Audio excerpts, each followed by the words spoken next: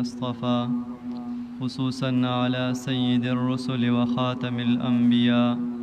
وعلى آله وصحبه البررة الأتقياء وعلى من تبعهم بإحسان إلى يوم الجزاء. أما بعد، فأعوذ بالله من الشيطان الرجيم. بسم الله الرحمن الرحيم.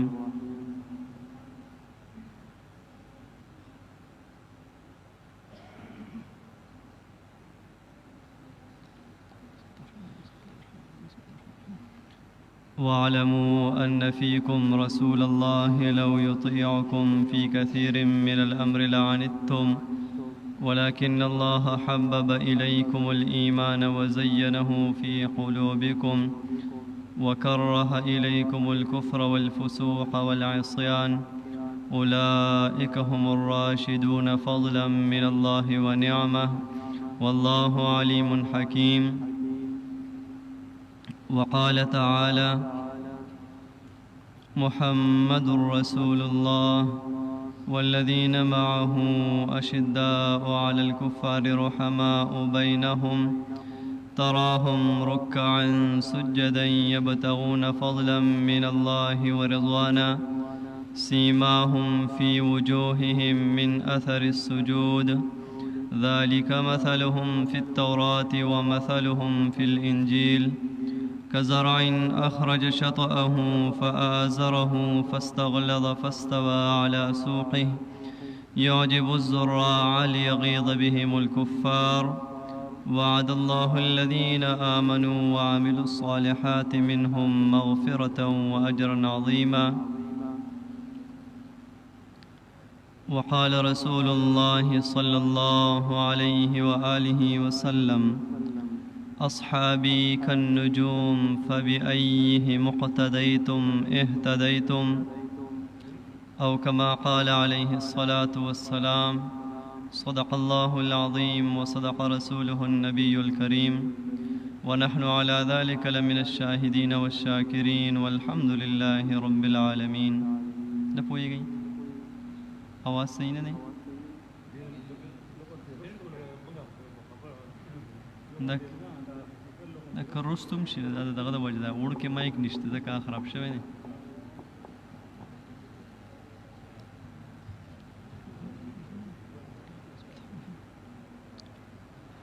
الله زما عزتمندو،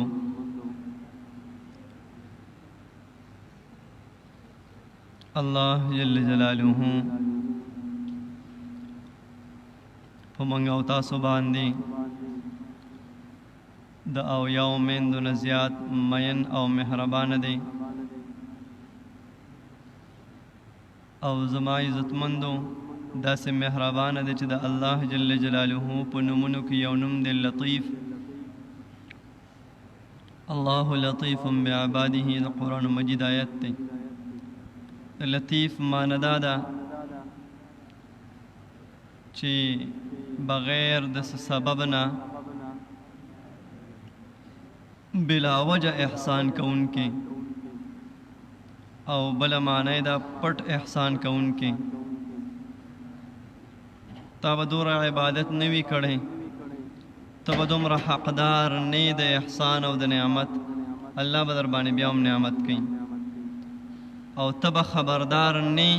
بیا بدر سرم اللہ مینہ کئی. نظم عزتمندو منگا و تاسو دنیا تا نور آغلی اللہ جل جلالہ تقدیرون لیکل منگ پیدام نو، منگ خبرم نو، منگ مستحقم نو. پیدام نو، خبرم نو او سحقدارم نو. ولی منگ چی پیدانو نو منگ سکڑو نسر پیدانو نو منگ اللہ خوشحال کڑے سنگو. نو منگ نا پیداو نا خبرو نا حقدارو، باوجود د هغې نه الله جل جلاله موږ او تاسو له ایمان راکړی. الله جل جلاله داسې مهربانه بادشاه دی، د اویاو میندو نه زیات مین دی. زما عزتمندو بیا د هر انسان خپل قسمت دی. بعض انسان لکه انبیاء کرام دی علی نبینا و علیهم الصلاة والسلام، نو د هغې شان او مرتبه هغه خو دومره اوچت او عالیشان دی چې د ټولې دنیا صحابه اولیاء دا راجمع شي نو د یو پیغمبر درجې ته نشي رسیدی. دویم ورپسې صحابه کرام رضی الله عنهم اجمعین دي چې د ټولې دنیا غوثان، ابدال، اقطاب، ټول اولیاء چې څومره مراتب دي د اولیاءو هغه ټول راجمع کړي نو د یو صحابي ادنا صحابي علما فرمایي چې په صحابه کرامو کې ادنا نشته، خو مطلب یې دا دی چې راغی په حالت د ایمان کې یو پیر محبوب صلی الله علیه وسلم مبارک ته وکتل او بیا لړ په جنگ کې شریک شو، شهید شو. نه موس کړی دی، نه روژه نیسلې ده، نه عمره کړې ده، نه حج کړی دی، نه زکات ورکړی دی، د اسلام یو رکن یې دی ادا کړی، بس ایمان یې راوړ او شهید شو. دته د ټولې دنیا اولیاء کرام نه رسی. نو په دې انسانانو کې بیا خپل خپل مراتب دي، دغسې ورپسې اولیاء دي، ورپسې بیا په اولیاءو کې مرتبې دي، بیا د اولیاءو نه بعد عام مسلمانان دي، په هغه عامو کې بیا سب الله مراتب دي، د چا څه مرتبه ده، د چا څه مرتبه ده، خو چې مؤمن وي او مسلمان وي نو دا د الله دوست دی او یو نه یو ورځ به دی جنت ته ځي. نو زما یتمندو د الله جل جلاله هر انسان سره د اولیاءو میندو نه زیاته مینه ده. په دې باندې هغه بل ورځ درس کې واقعا موږ ذکر کړې وه چې کافر د سره هم د الله تعالی د اولیاءو میندو نه زیاته مینه ده. هغه د شیخ عبدالله اندلسي رحمه الله هغه واقعا بیا به چې ته بیان کړو، اوس وخت لږ دی چې په کافر باندې الله جل جلاله کله کله چې هغه ته هم څوک سپک وګوري نو الله جل جلاله د لږ وخت دپاره یا د ډېر وخت دپاره یا د عمر بر دپاره سزا ورکوي. خیر مراتبو پورې خبره وه. ما ستاسو وړاندې چې کوم آیتونه تلاوت کړل او کوم حدیث مبارک مې د محبوب صلی الله علیه وسلم مبارک تلاوت کو، په دې کې د صحابه کرام رضی الله عنهم اجمعین هغه مناقب او مراتب او هغه عظمت او عزت او هغه شان ذکر دی. الله جل جلاله فرمایي چې په دې باندې د الله فضل او په دې باندې د الله نعمت دی. فضلا من الله اولئک هم الراشدون، فضلا من الله ونعما. الله جل جلاله فرمایي دا کامیاب هم دي، دا په نیغه لاره باندې هم دي، خو په دې باندې دا د الله فضل او د الله نعمت دی. بل آیت کې الله جل جلاله فرمایي چې د محبوب صلی الله علیه وسلم مبارک کم ملګري دي نو د دې دا یو دا صفت دی چې دی په کافرانو باندې ډېر زیات سخت دي او مسلمانانو دپاره ډېر زیات نرم دله دي. بیا الله جل جلاله د صحابه کرامو صفت ذکر کوي. ګوره د محبوب صلی الله علیه وسلم مبارک د صحبت د برکته څومره لوی شان د صحابه کرامو دی. صحابه کرام او ثناخوان او صفتخوان الله دی ښه. د دینه غټه مرتبه زما عزتمندو د صحابه کرامو عظمت، عزت، شان، بڑائی، لوئی د دینه بل هیڅ نشي کېدی چې الله جل جلاله زما عزتمندو په خپله باندې د هغه صحابه کرامو ثناخوان او صفتخوان دی. الله فرمایي تراهم رکعا، ته به دا صحابه کرام ویني چې دی به په رکوع باندې وي اکثر اوقاتو کې، سجدن په سجده به وي په اکثر اوقاتو کې، یبتغون فضلا من الله، ولی د الله جل جلاله فضل پسې طلبګار دی او د هغې تلاش کوونکي دي. ورځ شپه رکوع سجده او د عبادت په حالت کې تیری د الله فضل او هغې طلبګار دي. ورضوانه او د الله د خوشحالۍ طلبګار دي. بیا الله فرمایي سیماهم فی وجوههم، د دی نشانات دی ته چې ګورئ فی وجوههم هغه د دی په مخونو کې ښکاره دي. من اثر السجود. الله فرمای د سجدو هغه انوارات، برکات، رحمتونه یو سجده زما یتمندو چې الله ته د زړه د اخلاص نه ولګېده او الله قبول کړه، د هغې دومره انوارات، برکات، تجلیات دي چې د هغې څه حد نشته. الله فرمای ته به د دی په مخونو کې هغه د سجدې هغه اثرات ویني. بیا فرمای مثلهم فی التورات و مثلهم فی الانجیل.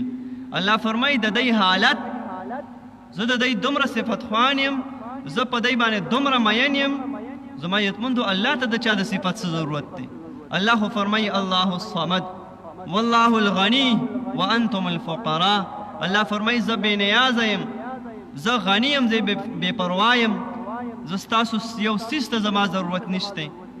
الله فرمای باوجود د هغې نه مثلهم فی التورات. الله فرمای قرآن مجید خو قرآن مجید دی، ما په تورات کې د دې صحابه کرامو صفت کړ دی. ومثلهم فی الانجیل. الله فرمای دا دومره غټ خلق دی، دا دومره لوی شان والا خلق دی، دا دومره عظمت والا، دا دومره بڑای والا خلق دی. الله فرمای چې د دی هغه صفت ما په انجیل کې ذکر کړی دی. نو زما یتمندو د صحابه کرامو صفت زمنګ دا ناکاره، زمنګ دا بیکاره ژبې دا به څه بیان کی؟ زمنګ د پاره د مسلمانانو د پاره چې د عالم اسلام او د ټولې دنیا څومره مسلمانان دي او وسره کافران دي، زما یتمندو د ټولو دپاره دغه یو خبره کافي ده. الله فرمایي په تورات کې، په انجیل کې، زما یتمندو تورات د محبوب رسول الله صلی الله علیه وسلم مبارک د زمانې مبارکې نه ډېر مخکې نازل شوی دی. 2000 خوشا کاله مخکې خو عیسی علیه السلام تیر شوی دی، د هغې نه 100 کاله مخکې موسی علیه السلام تیر شوی دی. تاسو د صحابه کرامو د عظمت او د بړایۍ او د شان اندازه ولګوئ چې لا په زرګونو کاله د هغې پیدایش ته پاتې دي. لا دنیا خبر نه ده چې دا به څنګه خلک وي، کم ځای به وي، څوک به وي، د نوم پته یې نشته، د پلار د نوم پته یې نشته، د قبیلې پته یې نشته، خو دومره الله دنیا ته ظاهره کړه چې د دنیا آخري زمانې آخري پیغمبر را روان دی، خو چې کم انسان د هغه ملګری شي زه د هغه صفت خوان یم. دومره لوی شان ښه. بیا تاسو به وایئ چې په تورات کې څنګه صفت کړه والله، ښه په انجیل کې څنګه صفت کړه والله. ډېره ناشنا او عجیبه واقعه ده. الله اکبر. یو پیروی ابوبکر صدیق رضی الله عنه د محبوب صلی الله علیه وسلم مبارک د نبوت نه مخکې لا ورته پیغمبري نه ده میلاو شوې. ابوبکر رضی الله عنه د محبوب رسول الله صلی الله علیه وسلم مبارک په عمر مبارک کې تقریبا 2 کاله فرق و، بس همزول یو. او د ابوبکر رضی الله عنه ملګرتیا د نبی اسلام مبارک سره د اسلام نه مخکې ملګرتیا وه. دا ډېر خوش اخلاقه، ډېر با اخلاقه، ډېر با عزته انسان و. نو تعلق هم د څه د با عزته خلکو سره او د نبی اسلام مبارک سره. نو د یو پیره په سفر باندې تللو او پخوا به دا معامله هر چا سره او اکثرو خلکو سره کېده. قافلې سره به روانو، کله کله به یو انسان د قافلې نه رک شو، بس بیا به ورته لاره نه معلومېده او به دشت بیابانونه او ځنګلونه به و، غرونه به و، صحراګانې به وي. لکه یو بادشاه باره کې هم راځي، تاسو به واقع اورېدلي د انار د جوس هغه هم دغسې د خپل قافلې نه رک شو. ابوبکر رضی الله عنه د خپلې قافلې نه رک شو. شپه ده، روان دی په ځنګلونو او په غرونو کې، چاپېره ګوري چې کم پله لړ شم، ما ته خو ډوسه اندازه نه لګي، د شپې تورې تیرې دي، زه به کم پله ځم. ګرځي شپه ده،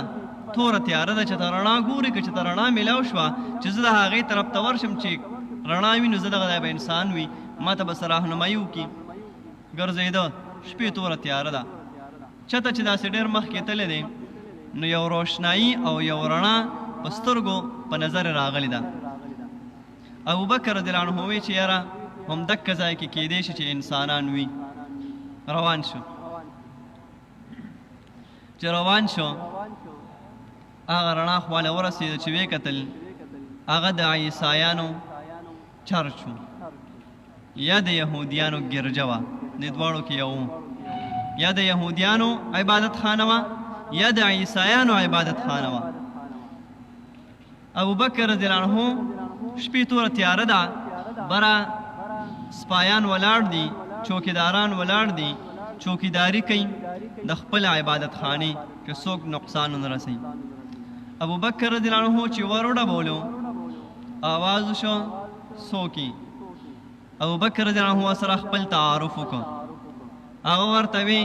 لږ صبر وکړه زه د خپل مشر او د عالم او د مفتی او د بزرګ چې کوم دی زموږ د عبادت خانې پورا انچارج زه هغه له خبر وړم چې دغسې د پلانکی قبیلې پلانکی یو شخصیت دی پلانکی شخصیت دی او هغه د خپل دغه نه روک شوی دی د قافلې نه نو زه تاله خبر راوړم چې هغه څه وایي پرېږدي نه پرېږدي وی هغه چوکیدار تللی دی او د عبادت خانې مشر ته یې ویلي دي چې دکه شانتې پوره هغه خبرې وله ورکړې د ابوبکر رضی الله عنه په باره کې وی هغه ورته وی چې رایوله چې بوی ته ابوبکر رضی الله عنه هغه وی دننه یو کمره وه پای کې دننه بله کمره وه ښایسته ځای و د هغه یو جدا عزت و یو شان یې ولې د هغې د ټول عبادت خانې مشر و لوی پادري به و لوی عالم به وی ابوبکر رضی الله عنه ځان سره کېنولو ډېر په عزت او په اکرام سره ابوبکر رضی الله عنه فرمایي ما له دومره عزت راکړه لکه چې دی ما پیژني او د دی ما سره مخکې نه څه تعلق وي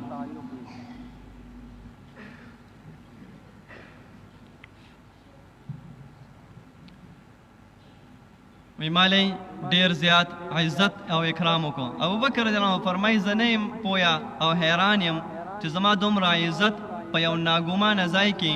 او په یو ناپېژنګلو ځای کې څنګه دی وی خیر ما نه یې تپوس وکړو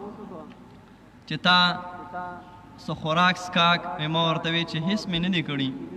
او دغسې د قافلې نه رک شوی یم هېڅ لار ګودر راته نه دي معلوم وی هغه اډر ورکړو حکم یې ورکړو چې د لا د چای اوبو انتظام روټۍ هر څه زر زر برابر کړي وی هغه نوکرانو لګېدل هغې روټۍ راړه او ما ته یې کېښوده چې زه روټۍ ته لګیا شوم وی دا د دی دا مشر پادري او عالم دی وی ډېر زیات په مینه او په محبت باندې ما ته ګوري زما تماشه کوي وی زه حیران یم چې نه پوهېږم چې دا سړی څوک دی دی ما سره څنګه دومره مینه ساتي وی زه ډوډۍ خورم او دی ما ته په مینه مینه باندې ګوري وی هغه ډوډۍ ما وخوړه او ډکې کرم ریبم چې الله خو راوستې او ډېر داسې په عزت کې راوستې په امن کې راوستې او د عزت ځای ته یې راوستې زه حیران یم نه پوهېږم چې د عزت د څه د وجې نه دی الله اکبر د محبوب صلی الله علیه وسلم څومره لوی شان مبارک دی بیا ورپسې د صحابه کرامو شان مبارک ته وګوره وی خیر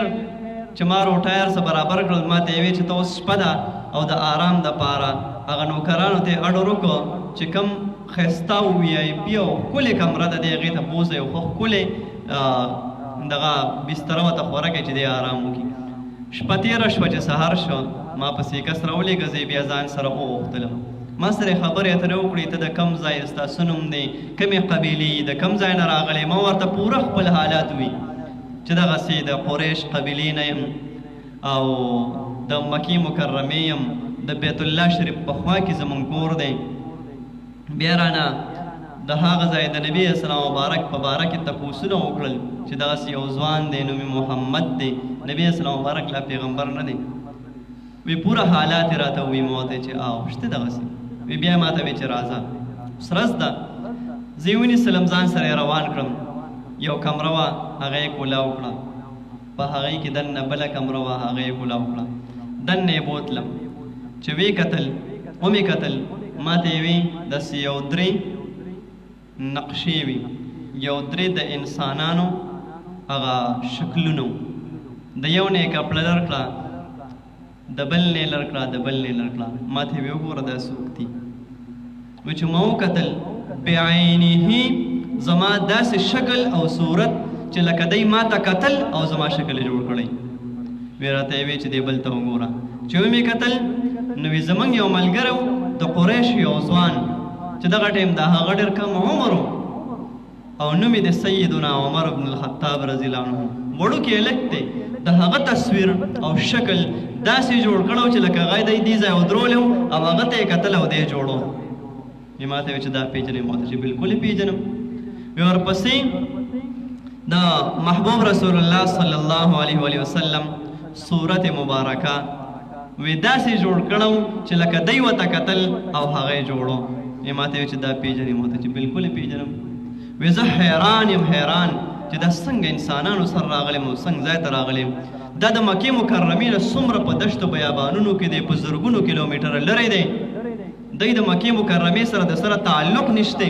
زما سره د سره پہچان نشته زمونږ او د دی د دې نه مخکې چې ته ملاقات نه دی شوی وی ما ورته د حیرانتیا نه ووي چې تاسو دا صورتونه او دا شکلونه جوړ کړي څنګه دي دې پورې در دوام چې الله جل جلاله په تورات او په انجیل کې صحابه کرام پیدا هم نه دي او صفت الله سره په زرګونو کاله مخکې کړو او داسې صفت ولا کړی دی چې الله د چا ثناخوان او صفت خوان شي نو زما یتمند په هغه صفت کې څه کمې نه وي د راتای برابر د ذرې برابر الله کامل دی صفت هم کامل دی او چې الله د چا صفت وکړه هغه انسان هم کامل دی زما یتمند ولې د الله جل جلاله هر یو صفت زمونږ په دې باندې څه دی ایمان دی او هر خبره دا کامل وي الله وایي صحابه کرام سدي کامیاب دي هغه په اعلی درجه باندې کامیاب دي وی ما ته هغه وایي چې نه مې ته لیدلی نه مې عمر رضی الله عنه لیدلی نه مې محمد رسول الله صلی الله علیه وسلم مبارک لیدلی مې نه خو زمونږ په تورات او په انجیل کې په پاڼه باندې الله جل جلاله ستاسو داسې صفت کړی دی چې موږ هغې ته کتل او دا صورتونه هم جوړول بالکل بعینه د تورات انجیل پاڼې او دا شکلونه یو شانتي دي تاسې ماهران د تورات او د انجیل ښه د صحابه کرامو داسې الله جل جلاله صفت خوان او ثنا خوان دی او د صحابه کرامو قرباني دا ولې الله د دوی دومره صفت کولو انشاءالله بیا هم چې ته په موقع باندې خبره وکړو خو یو واقعه ته بیانوم تاسو ته به اندازه ولګي چې د الله یې دومره صفت ولګي و یو پیره یو بزرګ و دا د روژه کې ما د اعتکاف والا ملګرو ته بیان کړی مو ما زه به د لیلة القدر په هغه برکاتو خبرې وکړم خو دې پله زما یتمندو داسې حالات راشي داسې واقعات راشي دومره دردمند دانا او غمجن حالات وي چې انسان بس هیڅ هم نشي ویلی هیڅ هم نشي کولی خو دومره به ومو چې بس خپل عقیده سړی بیان کي خپل موقف سړی بیان کی او الله دې ظالمانو له هدایت ورکړي که هدایت قسمت کې نه وي الله دې زموږ دا پاک ملک دا دې د هغې نه الله پاک کړي الله دې دا ملک محفوظ کړي نو صحابه کرام رضی الله اجمعین و یو بزرګ نو هغه به هر وخت په زړه کې دا تمنا لرله چې یاره که زه د صحابه کرامو په دور کې وي څومره به ښه وه لکه د اعتکاف کې یو ملګری راغلی اوس خو نشته هغه ما سره دغه د صحابه کرامو خبرې کولې وي یاره چې که د صحابه کرامو په دور کې وي څومره به ښه وه نو هر څوک دا وایي ښه چې د هغې دا صفت واوري او د هغې دا حالات او دا مزیداري بیانونه واوري نو هر سړی وایي چې یاره که دغه ټایم کې پیدا وی سوره خوش قسمته به یو بزرګ به دا سوال کو اړه کې به تمنا وه چې که دغه وخت کې پیدا وی نو څومره ښه به وي یو شپه دی وده دی خوب ویني دغه بزرګ خوب یې لیده په یو ګاډي کې دیم ناست دی او چې ویې کتل محبوب رسول الله صلی الله علیه وسلم مبارک تشریف فرما دی جلوه افروز دی چې ویې کتل صحابه کرام په سیټونو باندې ناست دي ګاډی روان دی په لاره دې کې چړای راله چې چړای راله هغه ګاډی په چړای باندې ختو زی زی زی د کلر کهار د چړای نه هم څه دی وربره چړای وه ګاډی پې نور نشه ختی کلر کهار هغې باندې خو ګاډی واوړي که نه داسې چړای وه چې ګاډی پې نور نشه اوړېدی چې نشه اوړېدی ګاډی زور کوي بس نور په مخ کې نشي تللی او تاسو به په دې کلر کهار چړای باندې لیدلي هغې هنګامي چړای بیا جوړه کړي کله کله بریک فیل شي چې بریک فیل شي بیا هنګامي چړای نو دغه چړای باندې اوس هنګامي چړای هم نشته چې هغه ګاډی هغې ته تاو کړي د ګاډي زور هم ختم شو او بریک هم فیل شو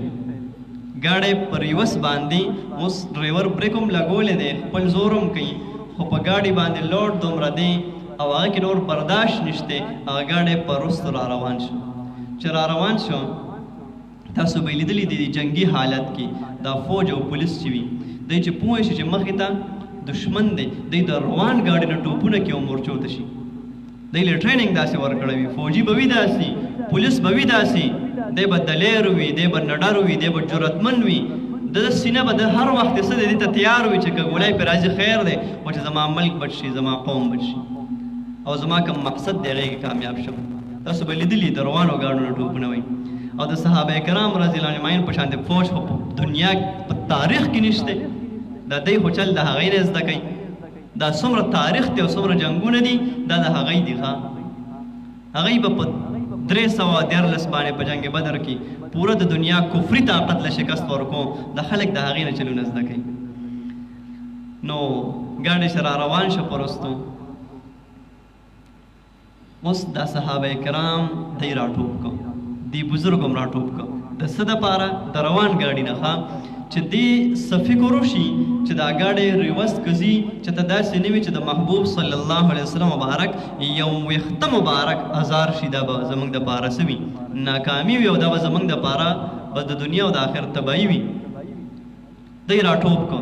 دی بزرګ هم راټوپ کو ولې چړایي ده او چړایي اکثر په غرونو علاقه کې وي چې دی راټوپ که دا بزرګ هم اړم دی د ګاډي د ودرولو کوشش کوي صحابه کرام هم دی بزرګ زر چې څنګه راټوپ کړی دی ګټه یې راغستی سیټ ته ګټه پرته وه غریزه علاقه وه چې ګټه یې راغستې ده ټاکسن ټیرل یې راوړې ده چې ټیرل یې ګټه راړه چې ویې کتل هغې ته د صحابه کرامو سرونه پراته وو هغې ته د صحابه کرامو سرونه پراته دي الله جل جلاله درته وښودل چې د خدای انصافداره ته به ګټې پسې ګرځې نو ګاډی به کوم ځای ته تللی د محبوب صلی الله علیه وسلم مبارک دا حفاظت دا صحابه کرامو په خپلو سرونو باندې کړی دا په ګټو باندې هغوی نه دی کړی هغوی خپل سر قربان کړی دی هغوی خپل سینه قربان کړې ده هغوی خپل مال قربان کړی دی هغوی خپل بچه قربان کړي دي هغوی خپل عزتونه قربان کړي دي ښځې ته کافرانو ایسارې کړي وي هم هغوی تللي دي مدینې منورې ته هجرت کړی هغوی هر شی قربان کړو دا بزرګ چې راپاسې دته خپله جواب میلاو شو چې د هغې زمانې قابل او لایق او جوګت ته نه وي هغوی مې په خپل ځای ښه پیدا کړو ته مې په خپل ځای باندې ښه پیدا کړی ستا دپاره دا زمانه بهتر ده بزرګې هغوی دپاره هغه زمانه بهتر وه څه صحابه کرامو که تاسو مې هغه ټایم پیدا کړی وی تاسو به هغسې مینه نه وه ورکړی شوې تاسو به هغه شانتې وینه نه وه ورکړی شوې تاسو به هغه شانتې حفاظت نه و کړی شوی او یو زموږ او ستاسو دور دی زمونږ او ستاسو په دور کې چې د نبي اسلام مبارک د نوم مبارک آواز ولګي نو هم مسلمانان لس شل دېرش سل فرقې شي دې ته څوک نه ګوري چې یاره یو عالم خبره کوي ته دې خبرې ته وګوره دا نوم د چالي دا نوم د چالي په دې عقله دا زنانه وي دا ډېرې تکړه وي هغه بله ورځ ګاډي کې ناستو صحابه یې اډه کې وو تقریبا پلان کوچ کې دا خیرمال راشي یا فقیران خیر غواړي نو هغوی وایي د الله په نامه بس چې څنګه وایي د الله په نامه نو هغه زنانه وایي د الله د نامې نه ځار شم الله اکبر وایي د الله د نامې نه ځار شم الله دې زموږ او ستاسو داسې مینه زرې پیسې راوباسي ورکړي او سړي دی خو سوچ کوي دی وایي ځان له غواړي او دی هسې غواړي د یې مالداره غواړي ستا دې سره څه کار دی بس ورکه د الله په نامه نوم یې د چا اغسته دی زما عزتمندو کله چې وخت راشي د نبي اسلام مبارک دپاره د قربانۍ د عشق او د محبت دې ته مه ګورئ چې دا کم عالم دی د کم فرقې سره دی خو چې د نبي اسلام مبارک نوم مبارک یې درته واغسته بس ورکه ته خپله وینه ورکه خپل جان ورکه خپل مال ورکه خپل عزت او آبرو ورکه او ته د الله جل جلاله غیرت بیا وګوره بیا به انشاءالله په دې خبرو وکړو چې په هغې باندې بیا الله څنګه غیرت کړو نو وګوره یو خو دغه غیرت ته دا خو واضح شو چې هغې پیدا هم نه دي الله یې صفتونه کوي ښه په تورات کې ولې صفت وکړو په انجیل کې ولې صفت وکړو په قرآن کې صفت ذکر دی تر قیامته پورې به الله ذکر کوي او په جنت کې به زما عزتمندو یو لویه بادشاهي د ټولې دنیا په انسانانو باندې وي لومبې به نبي اسلام مبارک د جنت دروازه کولاوي هغې نه پس به آدم علیه السلام جنت ته ځي لومبې به د دې امت صحابه کرام جنت ته ځي د هغې نه پس به نور زما عزتمندو د ټولې دنیا نیکان خلک جنت ته ځي نو د ټولو نه لوی سردار او اختیارمن او واکدار د جنت د نبي اسلام مبارک وي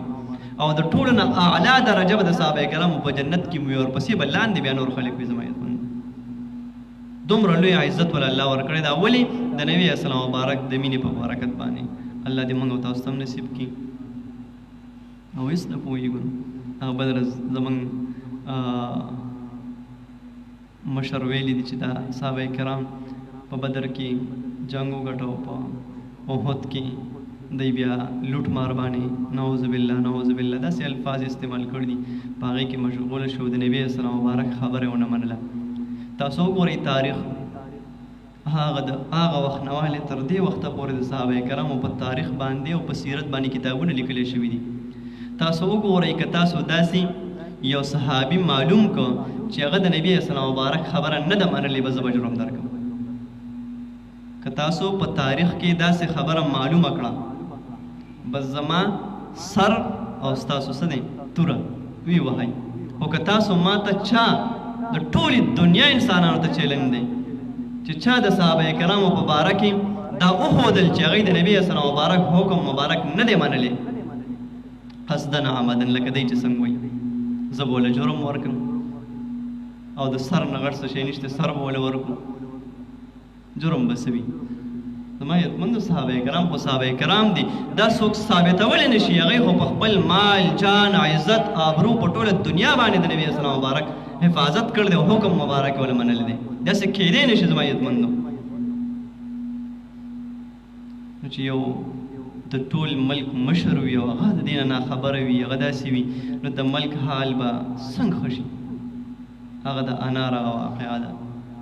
الله دې رحم وکړي خو به دور ځان خبره کوي چې صحابه کرام څه دي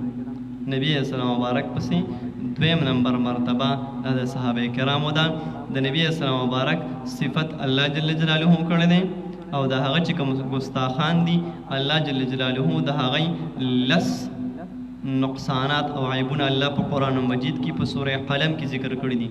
او آخري صفت ولدا کړی دی الله فرمایي چې څوک نبی اسلام مبارک سره شیوړي دی به د خپل پلار نه نوي پیدا دی به د خپل پلار نه نوي پیدا چې څوک د نبی اسلام مبارک ګستاخي کوي او صحابه کرام د هغې هغه مناقب تاسو واورېدل نو زما عزتمندو دې خبرو باندې صرف به ځان پوه کوي نور زموږ هېڅ وس نشته بس دغه دعا ده چې الله دې هدایت ورکړي که هدایت قسمت کې نه وي الله دې ته پاک ملک پاک کړي بس زموږ دغه وس دی او تاسو ته دغه درخواست دی چې د صحابه کرامو په باره کې که څوک هم وایي که پوهېږئ نو دغسې صفا سوتره خبره او جواب ورکوئ که نه پوهېږئ نو زما عزتمندو وایي علما کرامو سره به خبره وکړو د هغې نه به تپوس وکړو موږ په دې خبرو نه پوهېږو وآخر دعوانا ان الحمد لله رب العالمين